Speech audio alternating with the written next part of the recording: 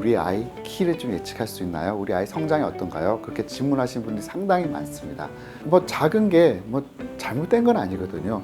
더 작으면 작은 대로 그냥 또 거기에 대해서 살면 되는 건데, 근데 그게 사실 병으로서의 이해하면 안 된다는 거죠. 그래서 부모님들이 내가 갖고 있는 소위 어떤 키가 조금 커지는 게 그 기분이 좀 좋아지고 그런 만족감을 갖고 아이들한테 그거를 이제 어떤 고가의 어떤 주사를 이제 산다라는 거는 어떻게 보면 우리나라가 거의 유일하다고 보면 될 것 같습니다.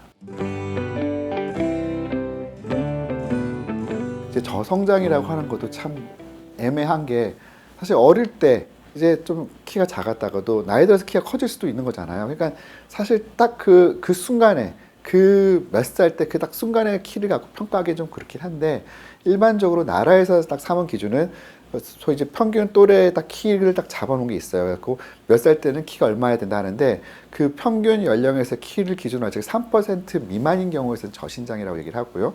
또 하나는 1년에 보통 우리가 평균 한 5cm 이상 커야 된다 얘기하는데, 보통 5cm까지 못 크는 그런 아이들한테 있어서 보통 이제 우리가 저신장 그 얘기를 꺼내고는 있습니다.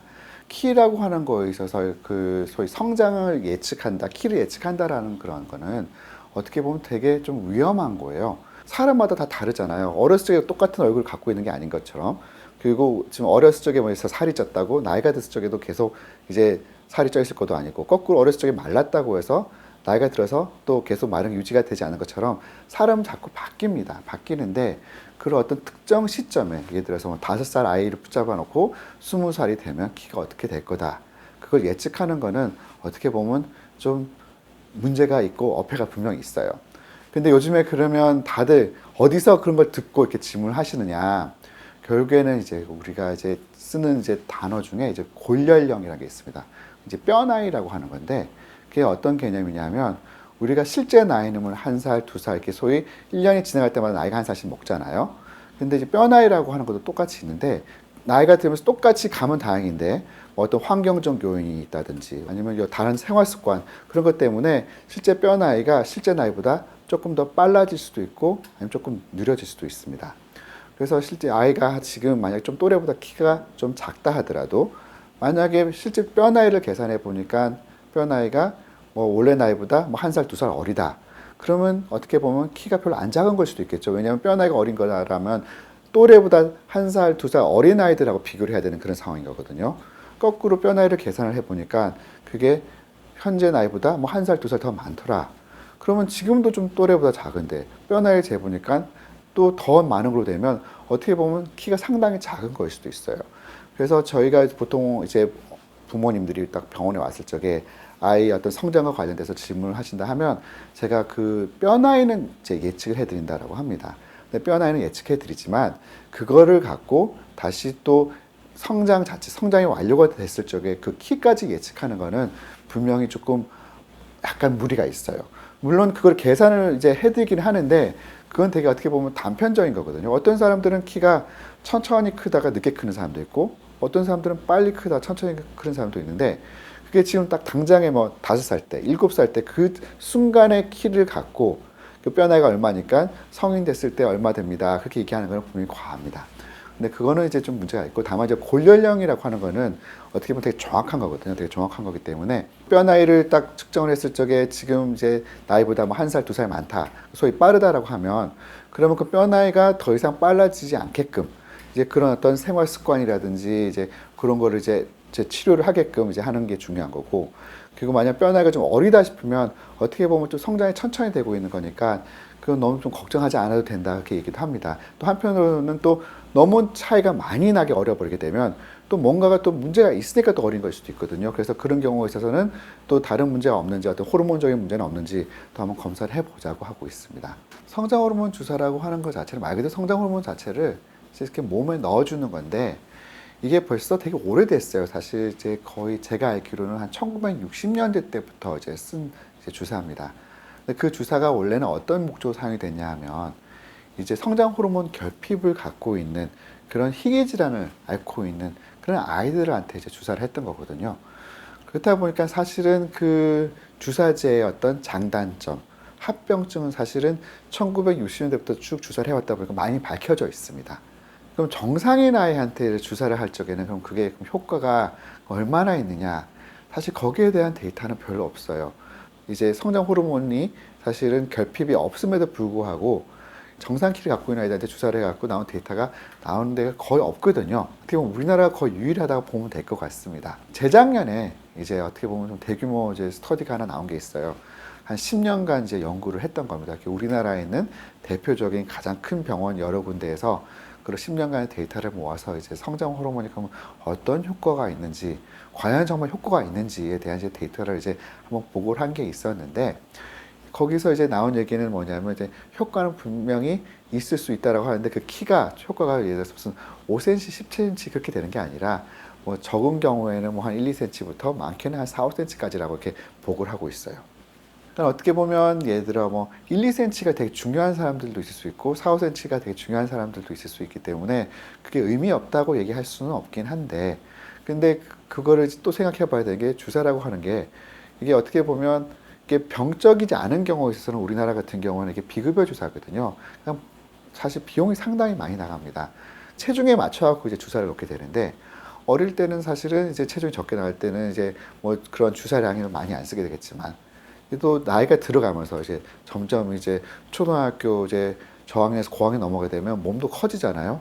그러면 그 사용을 해야 되는 그런 이제 소위 주사량도 많아집니다. 그러면 그 비용이 사실 만만치가 않아요. 거의 제가 알기로는 뭐 1년에 거의 뭐 그런 소형 차 가격만큼이 나오는 게 있기 때문에 그거를 예를 들어서 1, 2cm를 소위 키우기 위해서 꼭 그렇게 해야 되는가? 거기에 대해서를 한번 잘 생각해 봐야 되는 것 같고, 두 번째는 뭐냐면 그때 이제 논문에서 나온 얘기가 이게 정말 어떤 통계학적으로 유의성이 있을 만큼 어떤 그런 키가 크려면 결국에는 좀 일찍 시작을 해야 된다는 거예요. 그럼 그 일찍이라는 나이 기준을 만 6세로 이렇게 잡았었는데, 그러면 어떻게 보면 학교 입학 전이거든요. 많은 부모님들이 사실 저한테 오시는 분들도 그렇고 그런 키와 관련돼서 오시는 분들은 보통은 초등학교 저학년 아니면 초등학교 한 3, 4 이렇게 넘어가는 그런 이제 아이들 많고 아니면 조금 더 고학년도 많아요. 그러면 사실 그런 이제 아이들한테서는 어떻게 보면 주사를 해도 아주 뭐 이렇게 유의한 효과를 기대하기 어려울 수도 있다라는 겁니다. 그럼 거꾸로 그러면 이것도 오해할 수 있는 게, 그러면 무조건 어렸을 때부터 주사를 해야 되느냐? 제가 볼 때는 그 논문의 취지는 그게 아니거든요. 그러니까 꼭 필요한 아이들한테 해야 된다는 거죠. 만 6세 전에 효과가 있다는 말은 만 6세 전에 해야 하는 아이들은 그 필요했던 아이들인 거죠. 진짜 저신장이었다든지 정말 치료 필요했던 아이들한테 해서 효과가 있다라는 거지. 별로 어렸을 적에 볼 적에는 별로 필요하다고 안 느꼈는데 나이 들어서 조금 뭔가 이제 좀 걱정이 되고 하니까 주사를 해서는 이렇게 생각보다 어떤 소위 이제 비용 대비 그런 이제 그 우리가 얻을 수 있는 결과가 그렇게 썩 이렇게 만족스럽지 않을 수 있다, 이렇게 아시면 될 것 같습니다. 근데 실제 제 이제 진료실에서 이제 그런 이제 치료를 받는 아이들을 보면 어떤 아이들은 진짜 1년 내내 주사 맞았는데도 제발 큰 효과가 없는 아이들이 있고, 또 어떤 아이들은 진짜 막 10cm 확 크는 아이들도 있어요. 예상치 못하게 확 크는 아이들도 있습니다. 그러다 보니까 사실 논문이라고 하는 근거에 있어서는 그래서 큰 효과가 없다 하지만 정말 부모님들 입장에서 어떤 비용의 부담이 크게 없고, 또 아이들도 소위 이제 매일같이 맞는 주사 자체에 있어서 크게 스트레스를 받지 않는다라고 하면 어떻게 보면 약간 사실 거의 베팅이에요. 베팅 수준으로. 근데 어떤 애들은 또 엄청 또 효과를 보는 아이들이 사실 있긴 있습니다. 그런 몇몇 아이들이 있다 보니 어떻게 보면 이제 많은 부모님들은 주위에 누가 이렇게 하니까 키가 확 커졌더라. 저 부모님들은 키가 평균보다 작은데 아이는 확 올라선 걸 보니까 우리 아이도 해야겠다, 그렇게 얘기할 수가 있는데, 하여튼 다시 말씀드립니다만 이게 예외적인 경우도 있으니까 예외적인 경우들이 간간히 있긴 하지만 일반적으로는 어쨌든 그 키에 대한 효과를 너무 기대해서는 안 된다, 꼭 그렇게 말씀드리고 싶습니다. 키와 관련돼서 이제 어머님 아버님들이 이렇게 저한테 이제 진료실에서 질문하면 이제 세 가지 얘기를 해요. 옛날에 제가 어렸을 적에는 이제 뭐 그게 다 살이 찌면 그게 다 키로 간다, 괜찮다, 그런 말을 했었습니다. 근데 그거를 막상 이제 연구를 이제 해보니까 그게 살이 결국은 다 키로 간다란 말은 잘못된 말이에요. 보통은 이제 키가 이제 늦게까지 쫙 크는 사람들을 보게 되면 보통 이제 좀 호리호리한 이제 체형을 갖고 있는 사람들이 이제 시간이 흐르면서 나이가 자꾸 들면서 천천히 성장을 하는 거죠. 그래서 그런 아이들은 특징이 뭐냐면 좀 초등학교 때는 조금 또래보다 좀 작을 수도 있고 좀 왜소해 보일 수도 있는데, 그게 이제 중학교, 고등학교, 사춘기를 넘어가면서 점점 늦게까지 쫙 크는 아이들이에요. 근데 반면에 어렸을 적에 좀 키도 크고 등발이 좀 있었던 그런 등치가 있었던 아이들은 그래도 특징이 뭐냐면 이제 한 중학교 정도 되면 어느 순간에 중학교 1학년 때부터 난 키가 안 컸어. 이제 뭐 그러니까 계속 딱 멈추는 거죠. 잘 먹는 게 물론 중요한데 그게 과하게 먹어서 그게 몸이 이제 커지게끔 해서 그게 나중에 키로 간다. 그거는 아니란 겁니다. 그래서 그냥 이제 안 먹는 것도 물론 이제 안 좋은 거지만 또 과하게 먹어서 어떤 소화 비만을 우리가 얘기 꼭 꺼내는데 또 소화 비만은 어쨌든 키에 있어서만큼은 절대적으로 어떤 이제 안 좋은 효과를 이제 일으킨다. 그렇게 아시면 될 것 같습니다. 두 번째는 이제 수면인데 수면에 있어서도 보통 이제 요즘에 많은 경우에 이게 뭐 논론에 노출된 거 보면 뭐 밤 몇 시에 뭐 자야 된다. 그때가 이제 성장 호르몬이 제일 많이 나오기 때문에 그때 이제 자야 된다 얘기를 하는데 지금 요즘에 어떻게 보면 초등학생 이상 되는 아이들 중에 10시 전에 꼬박꼬박 자는 아이들이 잘 없을 겁니다. 그 상당수는 요즘 어떤 학업과 관련돼서도 그렇고 그리고 어떻게 보면 요즘에는 이제 다들 아이들이 어떤 태블릿이라든지 뭐 그런 휴대폰을 통해 갖고 다양한 인터넷 그런 걸 보는 게 좀 있다 보니까 이제 상당히 그런 이제 잠에 드는 시간이 좀 늦어지는 것 같아요. 근데 그걸 좀 너무 걱정하지 않으셔도 되는 게 실제 밤 몇 시가 중요한 건 아니고요. 이제 수면의 질이 중요하다고 보통 얘기를 합니다. 보통 우리가 이제 잠을 잘 적에 우리 꿈을 꾸는 시간대가 있고 꿈을 안 꾸는 시간대가 있거든요. 우리 꿈을 꾸는 시간을 보통 이제 렘 수면, Rapid Eye Movement라고 갖고 REM 이렇게 하는데 렘 수면 때는 이게 아주 깊은 잠을 잘 된 거예요. 그래서 그때가 보통은 이제 성장 호르몬이 되게 많이 나오는 걸로 되어 있습니다. 반면에 이제 넌렘 수면이라고 소식 이제 그 꿈과 꿈 사이에 이제 그 이제 살짝 이제 깊은 수면에서 약간 이제 조금 각성이 살짝 되는 그 시기가 있거든요. 그 시기가 이제 소위 이제 그런 이제 성장 호르몬이 좀 덜 나와요. 수면 주기 중에. 그럼 결국에는 어떤 성장 호르몬이 잘 나오게끔 하려면 어떻게 보면 그 렘 수면이 있는 이제 시간을 길게끔 하는 게 이제 되게 중요한데 그러려면 수면의 질이 좋아져야 되는 거거든요. 그래서 예를 들어서 뭐 요즘에 아이들 보면 뭐 이렇게 뭐 유튜브 보다가 뭐 어느 순간에 뭐 이렇게 막 침대 뒹굴뒹굴 하다가 잔다든지 아니면 뭐 이렇게 뭐 공부를 하다가 뭐 스탠드 같은 거 켜놓고 이제 이렇게 환하게 잔다든지 그러면 어떻게 보면 수면의 질이 많이 떨어지겠죠.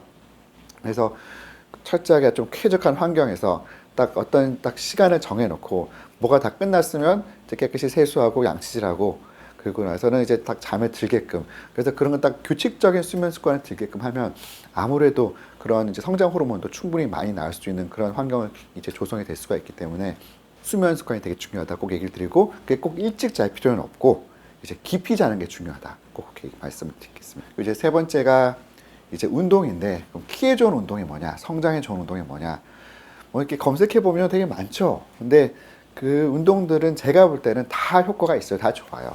어떤 특정 운동이 좋은 게 아니라 운동 자체가 좋습니다. 앞에 말씀드렸던 것처럼 소화 비만이 되게 안 좋다고 그랬잖아요. 일단은 아이들한테 있어서 어떤 비만을 유발하지 않게끔 하려면 그럼 먹는 거를 제한해야 될 수밖에 없는데 사실 아이들한테 먹는 거 못하게 하는 거 되게 힘든 거거든요. 특히나 먹는 걸 너무 좋아하는 아이들한테서 먹지 마 한다는 거는 그거는 아이들 성격에도 되게 안 좋아요. 성격 발달도 워낙 안 좋기 때문에 결국에는 먹는 거는 골고루 잘 먹되 그만큼 운동을 많이 시켜야겠죠. 그래서 키에 좋다고 뭐 예를 들어 뭐 농구를 계속 시킨다든지 뭐 줄넘기를 계속 시킨다. 그거는 사실 좋은 방법은 아니고 이제 어떤 운동이든지 하여튼 다양한 운동을 좀 많이 하고 그걸 좀 즐길 수 있게끔 만들어주는 게 되게 중요하다고 봅니다. 저희가 실제로 저희 병원 같은 경우에 있어서는 이제 그런 이제 성장과 관련돼서 궁금해서 이제 그런 학생들의 동의를 받고 이제 한번 피 검사를 옛날에 해본 적이 있었어요. 그래서 그 운동을 하기 전에 이제 체열을 해갖고 성장 호르몬을 이제 쟀어요. 그리고 나서는 운동을 이제 한 1시간 반 시켰어요. 그리고 나서는 이제 피 검사를 딱 해봤습니다. 그래서 저희가 어떤 운동이 과연 성장 호르몬 수치가 가장 많이 오르는가 해봤더니 제일 중요한 거는 엄청 숨이 찬 운동을 한 경우가 가장 수치가 많이 올라요. 그러니까 할딱할딱거리고 많이 이제 뛴 아이들은 성장 호르몬이 1시간 반 만에 6배, 7배 뛰는 겁니다. 물론 그 6배, 7배 뛰는 게 키에 얼마나 영향을 미칠지 거기는 또 하나의 또 논란이 있을 수가 있는데 어찌됐든 중요한 거는 성장 호르몬 수치를 올라가게끔 하는 건 어쨌든 간에 중요하고 그런 데 있어서 어떤 운동이 좋은가를 제가 보려고 했던 건데 예를 들어 뭐 필라테스가 좋다 뭐 요가가 좋다 뭐 농구 태권도 그런 게 있는 게 아니라 결국에는 대사량이 원활하게 되게끔 이제 그냥 열심히 그냥 숨차게끔 운동하는 게 가장 성장 호르몬이 어떤 분비가 잘 되게끔 하는 데 있어서는 가장 효과가 있다라고 이제 알게 되었었습니다.